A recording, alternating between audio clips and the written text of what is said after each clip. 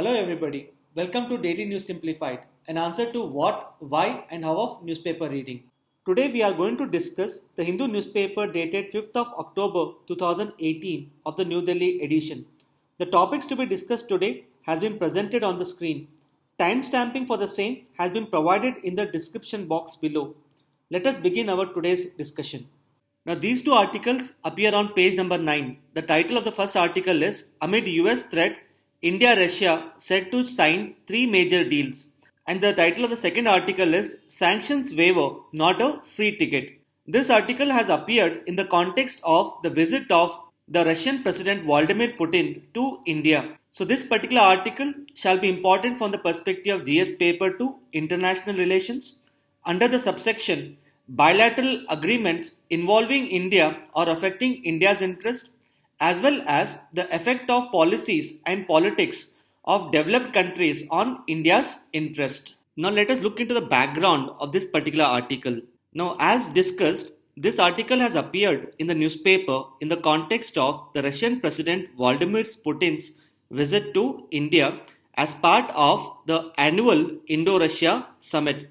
Now during this summit, India and Russia are set to sign 23 agreements in the field of defense, nuclear energy, space technology, etc.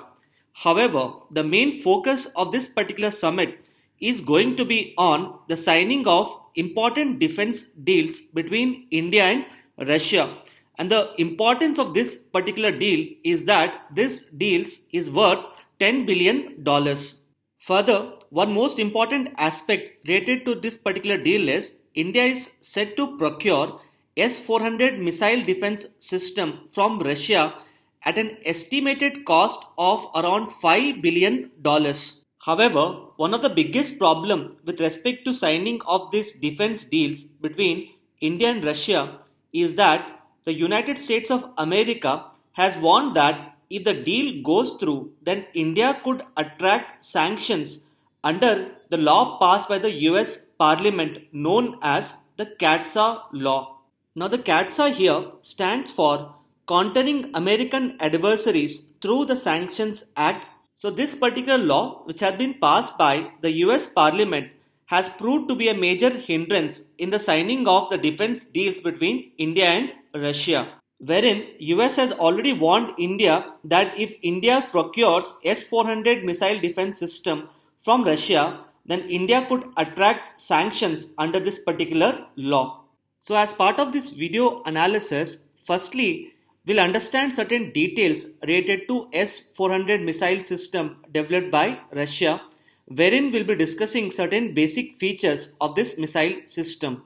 And secondly, we will try to understand as to why does India need the S-400 missile system and how this missile system would help Indian defense forces. And secondly, we will understand certain details related to the CAATSA law, wherein firstly, we'll understand as to what exactly is this law and why this law has been passed by the US Parliament. Secondly, we'll understand as to what concerns have been raised by India with respect to application of this particular law. And thirdly, we'll understand as to what arguments India has put forth against the application of the CAATSA law. And finally, we'll understand as to why this CAATSA law is bad for both US as well as India. And finally, since India has been in a fix due to the growing tension between Russia and USA, we'll analyze as to what should be the policy stance of the Indian government. So let us now start with the details related to the S-400 missile system. Now this S-400 is a air defense missile system which is also referred to as SA-21 Growler. So as a air defense missile system, this particular system provides protection from the incoming missiles. Now as shown in the figure below, the S-400 has a horizontal range of up to 400 km, whereas its vertical range is of 30 km. Now one major feature of this missile defense system is that the S-400 has a multifunctional radar in order to track the airborne targets. Now these airborne targets could be aircrafts, unmanned aerial vehicles, ballistic missiles, as well as the cruise missiles. And secondly, apart from tracking all these airborne targets, the S-400 has an anti-missile system in order to neutralize all these airborne targets. What this means is the S-400 can fire missiles in order to target the enemy aircrafts, unmanned aerial vehicles, ballistic missiles and cruise missiles. Further, one of the most important feature of the S-400 is that it can engage 36 targets simultaneously. Further, it does not require much time for its deployment, wherein this particular anti-missile system can be deployed in hardly 5 minutes. Now, because of the features which we have discussed, the S-400 is considered to be more effective than the USA's air defense missile system known as THAAD. Now, THAAD is also referred to as Terminal High Altitude Area Defense. So here we have discussed all the features related to S-400 missile system, as well as we came to know that S-400 is far more effective than US THAAD. Now let us try to understand as to why this particular air defense system is important for India's defense forces. Now, as we discussed, the S-400 is considered to be one of the most advanced air defense missile system, wherein it is more advanced than the USA's air defense missile system known as THAAD. And hence deployment of S-400 would protect India from its hostile neighbors. And secondly, India faces a possibility of a two-front war with its hostile neighbors. So hence deployment of S-400 missile system would act as a deterrent. And thirdly, the most compelling reason as to why India needs S-400 is that China has already acquired S-400 from Russia.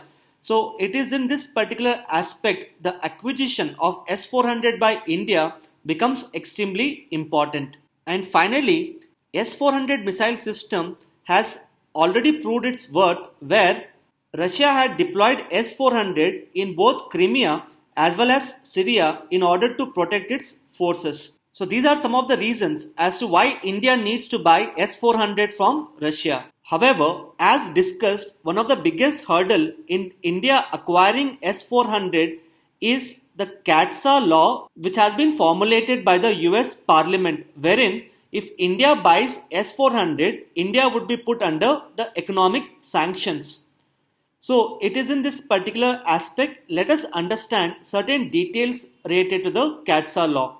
Now, one of the main objective of passing this law by the US Parliament is that the US Parliament intends to target some of the countries such as Russia, Iran and North Korea under the CAATSA law. Now let's see as to how these countries are targeted under the CAATSA law. Now under the CAATSA law, there is a section known as Section 231. Now under Section 231, the President of USA has been empowered to impose sanctions on those countries which have significant transaction with the Russian defense. Now this means that even countries such as India, which intend to buy the defense goods from Russia, would also be indirectly targeted under the CAATSA law. Now let us understand as to what kind of sanctions can be imposed on India under the CAATSA law. Now firstly, US can stop export of the defense goods to India, and secondly, the US can ban American companies from investing in the Indian's defense sector. Now these are the two sanctions which can be imposed on India under the CAATSA law. Now let us look at the India's concerns with respect to the CAATSA law. Now in case of India, consistently there has been increase in India's defense capital expenditure, wherein the defense capital expenditure refers to the amount spent by the government on the purchase of the defense goods. For the year 2017-18, India has spent almost around 93,000 crore, which accounts for almost 34% of the total defense related expenditure. So as you can see, a major part of the defense expenditure in India has been spent for the capital acquisition of the defense goods. Over a period of time, India has gone for diversification of countries from whom it buys the defense goods. However, even today, the majority of the defense goods which India buys is from Russia. Now you can look at this particular graph in order to substantiate this particular point. This particular graph shows the share of different countries in the arms supplied to India. Here you can see that between 2010 to 2017, the countries from whom the government of India has bought defense goods has drastically increased, which means that there has been a diversification. However, even today, the major chunk of defense goods have been still supplied by the USSR. So it is in this particular aspect the CAATSA law which is being applied to India becomes extremely important. The second concern here is it is being said that in future the CAATSA law is likely to affect all the joint ventures planned between India and Russia. Some of these joint ventures are BrahMos as well as the multi-role transport aircraft. And thirdly, this is also likely to affect India's purchase of spare parts, components of the Russian defense goods which have been bought earlier by the Indian government. So these are the three concerns of India with respect to the CAATSA law formulated by the US Parliament. So since the CAATSA law adversely affects the Indian interest, the Indian government has been asking for exemption or a waiver under the CAATSA law, for which it has placed certain arguments before the US government. So let us look at the arguments put forth by the Indian government. Now firstly, the Indian government has stated that the defense goods which it plans to procure from Russia would not be used against the interests of USA, and hence it has asked USA not to worry about this particular deal. Secondly, it has stated that the application of CAATSA would hamper India's military modernization. Now this would not only affect India but also affect USA because US has been treating India as a strategic partner in the Indo-Pacific region. So India has argued that lack of military modernization in India would hamper Indian interest as well as the interest of USA, and hence accordingly it has asked for a waiver or exemption. And lastly, the Indian government has given a commitment that it would reduce the dependence on the Russian defense goods in the future. So based upon these three arguments, the Indian government has sought for an exemption under the CAATSA law. Now, in spite of these arguments put forth by India, so far there has been lack of clarity from USA as to whether India would be exempted under the CAATSA law. Now let us try to understand as to why should US provide for exemption to India. Now it is being said that the implementation of CAATSA law would not only affect Indian interests but it will also go against the interest of USA. So let us understand as to how CAATSA goes against the interest of India and USA. Now with respect to India, we had already discussed that the CAATSA law would adversely affect the modernization of Indian military. It would affect the future joint ventures with Russia. And thirdly, it would affect India's purchase of spare parts, components from Russia. Now let's see as to how CAATSA goes against the interests of USA. So as you know, USA sees India as a strategic partner in order to deal with the various problems such as the security in the Indo-Pacific region, to counter China, to deal with the Afghan problem, as well as it looks up to India for providing security in the Indian Ocean region. So if India is unable to modernize its military, it would in turn go against the interest of USA. Thus, it is being argued that the CAATSA would prove counterproductive to the US interest in the region. Now, with respect to second problem, we have discussed that the economic sanctions under CAATSA would prevent the American companies from exporting defense goods to India. Further, it will also prevent the American companies from investing in the defense sector. Now, why this is a problem for US is because India is considered to be one of the biggest importer of arms. Further, it is also considered to be one of the world's largest defense market. So since the American companies would be prevented from investing in India, this would cause a huge economic loss to the American companies. So it is in this particular aspect, India has argued that the CAATSA law would not only go against the interest of India, but also against the interest of US. Now, having understood all the details related to the topic, let us now look at one of the prelims related question which has been asked in the year 2018. The question was, what is terminal high altitude area defense sometimes seen in the news? So as we have discussed here, the THAAD refers to an American anti-missile system. Now a prelims question for your practice would be, consider the following statements related to S-400 air defense missile system. You can look at the question and give your answer in the comment section given below. And the main question for your practice would be, the imposition of sanctions on India under the CAATSA law would not only go against the interest of India, but it will be counterproductive to even the interest of US as well. Discuss. Now you can try writing the answer to this particular question by looking at the video analysis. So having discussed all the facets related to S-400 and the CAATSA law, let us now move to the next article. Now these are the articles which appear on page number 1 as well as the page number 14. The title of the articles are, Center cuts fuel prices by Rs 2.5. OMC shares tank on price cut. Setback to oil sector reform. Now these articles have appeared in the context of the reduction in the fuel oil prices undertaken by the central government, and hence it will be part of GS paper 3 under the subsection Indian economy and various issues. Now as you know, the petrol and diesel prices in India has been consistently increasing, wherein at the start of the year, the petrol which was costing around 70 rupees per litre in Delhi is now costing approximately around 84. On the other hand, the diesel which was costing 60 rupees per litre, its price has now increased to 75. Now there are two main reasons for the increase in the petrol and diesel prices in India.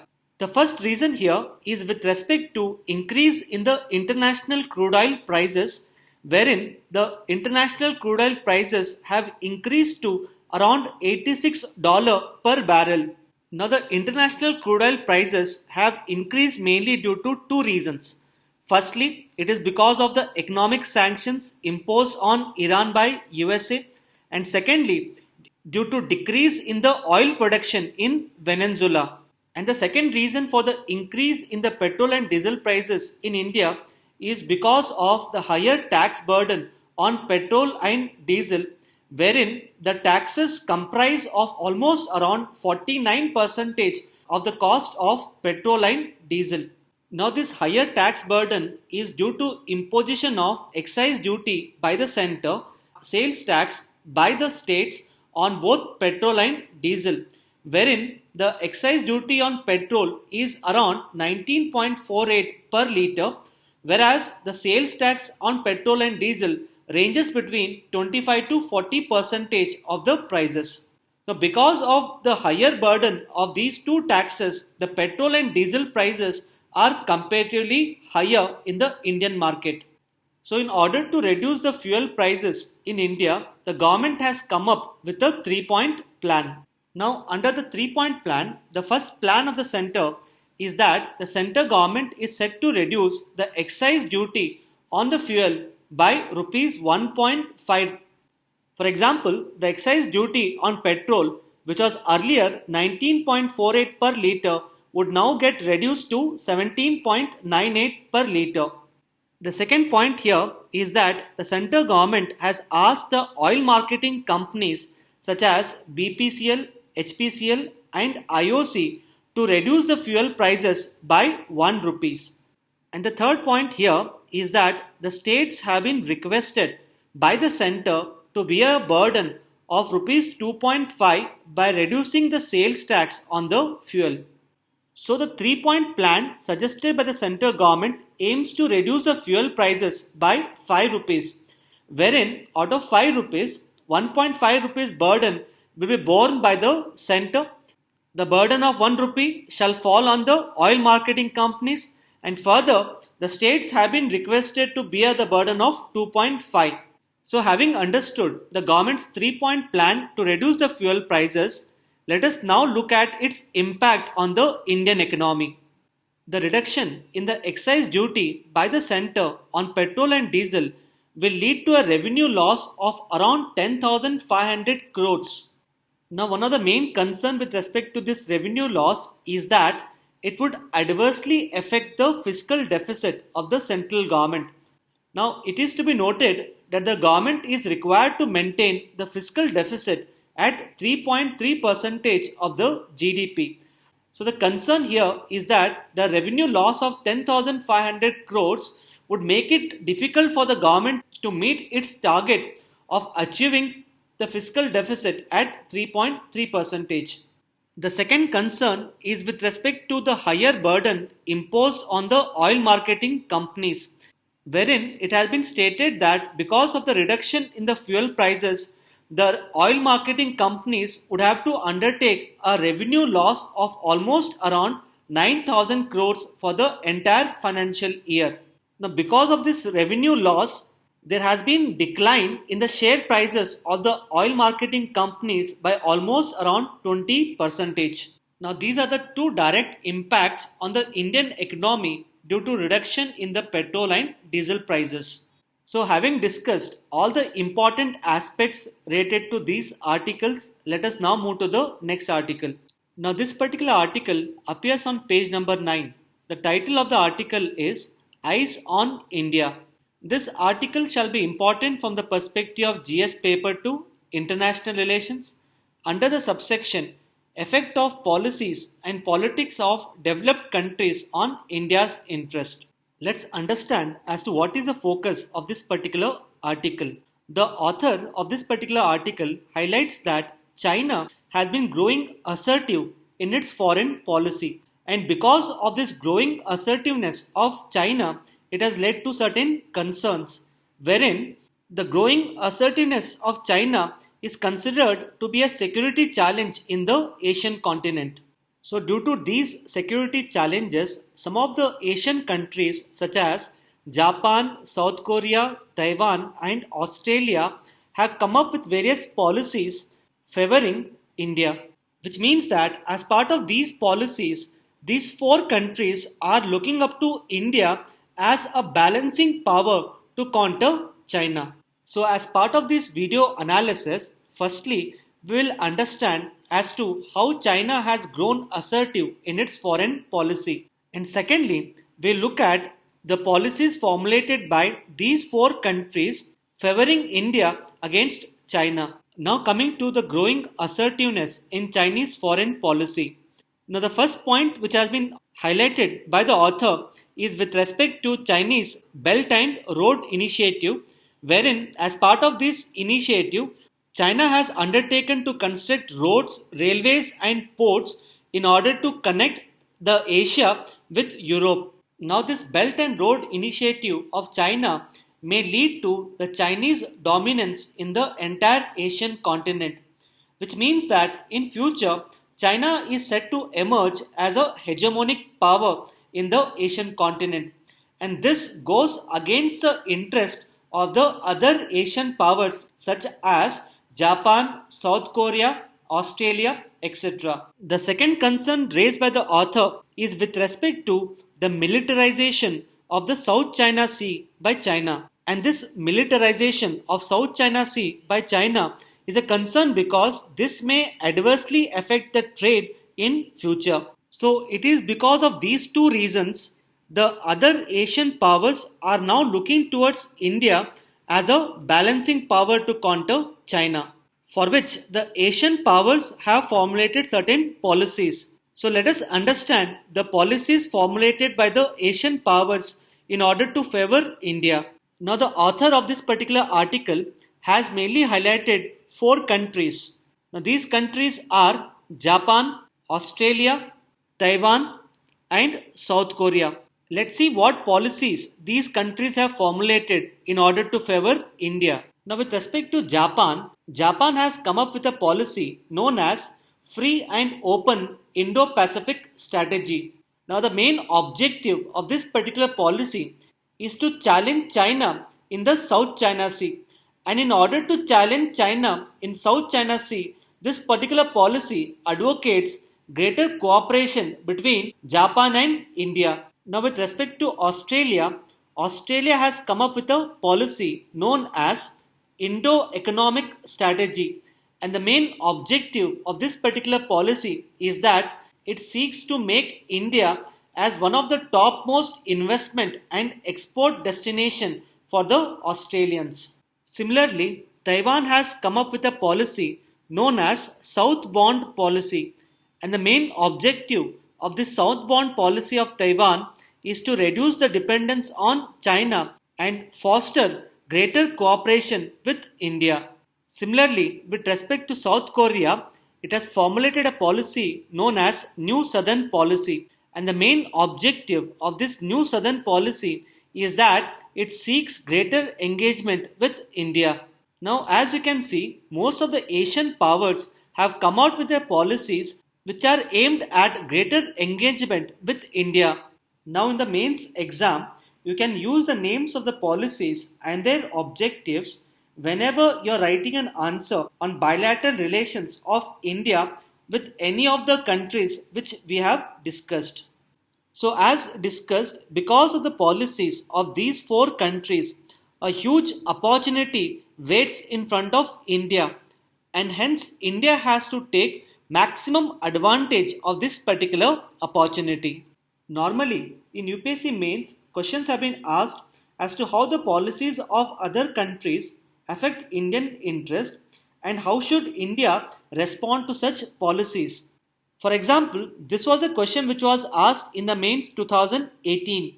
The question was, in what ways would the ongoing US-Iran nuclear pact controversy affect the national interest of India?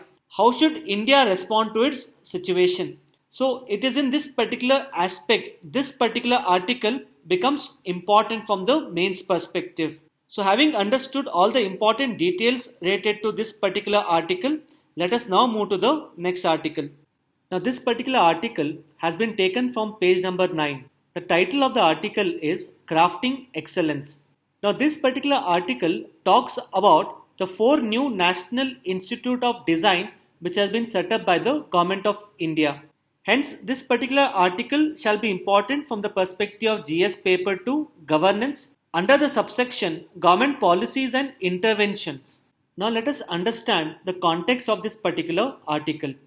Now the Union Cabinet has recently given approval for the introduction of a new bill, and this bill seeks to amend the National Institute of Design Act 2014. Now the main objective to amend the National Institute of Design Act 2014 is mainly twofold. Now the first objective of this particular amendment is to include 4 National Institutes of Design under this particular act, and these 4 National Institutes of Design are located at Amravati in Andhra Pradesh, Bhopal in Madhya Pradesh, Jorhat in Assam and Kurukshetra in Haryana. So under this amendment, all these 4 institutions shall be placed under this particular act. And the second objective of this particular amendment is to declare these 4 institutions as the institutions of national importance. So it is in this particular aspect, let us try to understand as to what is the purpose of establishing the new National Institutes of Design. Now the establishment of these institutions in the different geographical regions of the country would lead to the creation of highly skilled manpower in design across India. And the creation of highly skilled manpower would in turn create job opportunities in the various fields.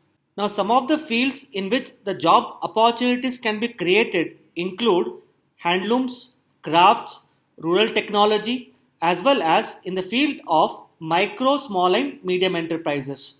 So the main purpose of establishing the new National Institutes of Design is to create highly skilled manpower so as to create job opportunities in the various fields in India. Lastly, one important point to be noted is that these new institutions have been set up under the vision formulated by the government under the National Design Policy of 2007. So these are some of the aspects which one would be required to know with respect to National Institutes of Design set up by the government. Further, please make a note of the new institutions which have been set up in the four places in India. So having understood all the important facets related to this particular article, let us now move to the next article. Now this particular article appears on page number 7. The title of the article is Use Your Face to Zip Through Airports.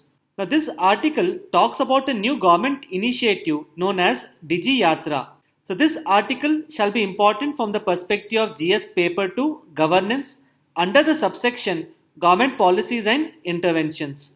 Now this particular article has appeared in the news because the Ministry of Civil Aviation has introduced a new feature known as Digi Yatra.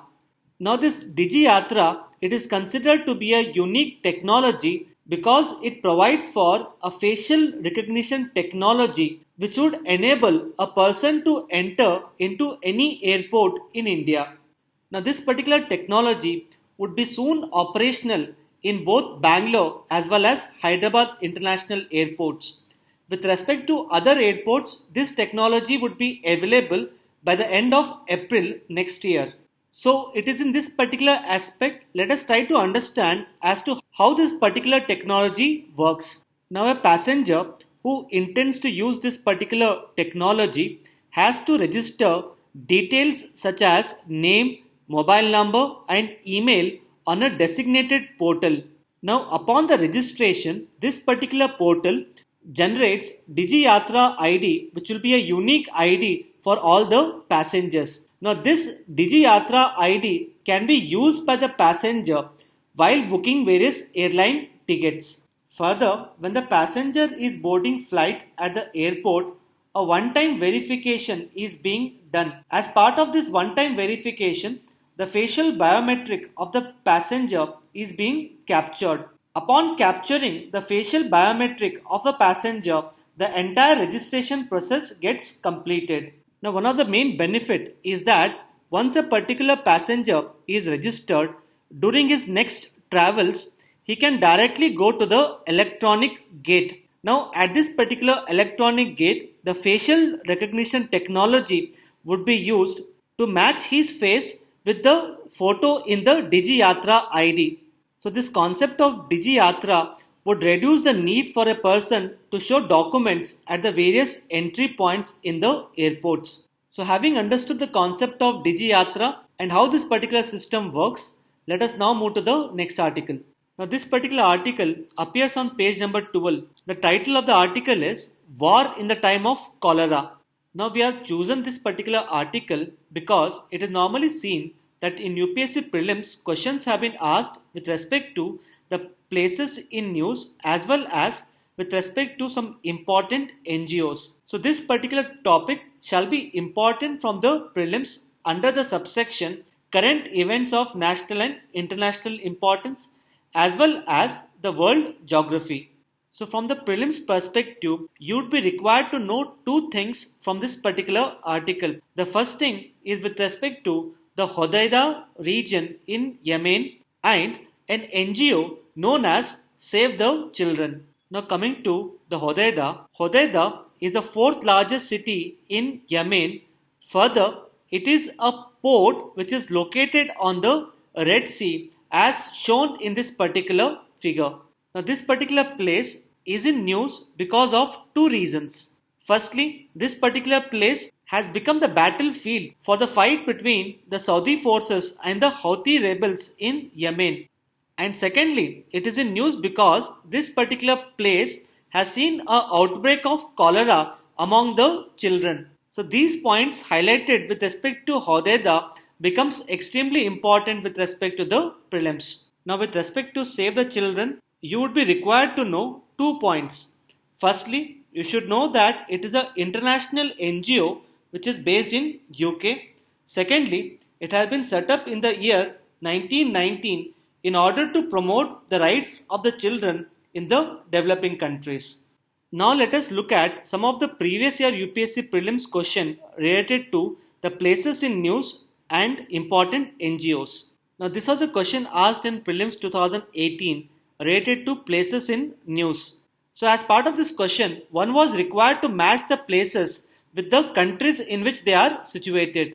Now Aleppo is located in Syria, so the option number 1 is correct. However, both Kirkuk as well as Mosul are located in Iraq. Hence, both these options are wrong. Mazar-e-Sharif is located in Afghanistan. So looking at the options here, the correct answer to this particular question is B, that is 194 only. Now with respect to institutions or NGOs, questions have been asked in prelims 2015 as well as prelims 2016. So the question in the prelims 2015 was with respect to Amnesty International.